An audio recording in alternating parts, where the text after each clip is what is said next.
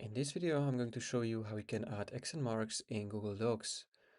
Accent marks are essential for writing correctly in languages like Spanish, French, or German.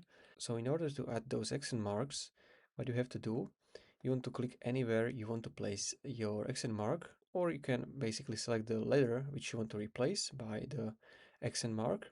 Then you're gonna go to Insert, Symbols, Special Characters. You can search by the keyword or you can draw the symbol. So in my case, I want to add this accent mark U, which is U with two dots. So what I can do, I can simply draw it like this. And this is going to show you all of the results based on your drawing. So I can choose now if I want to use this small letter or capital. So let's say this one. And now we have this word with correct accent marks. You can do the same for the café. So I'm gonna search E. So you can find your E which you want to use, or you can draw it.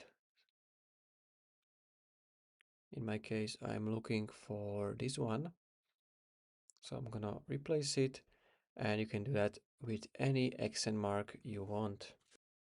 So this is going to be all for this video. And if you found this video helpful, consider subscribing for more tutorials like this one.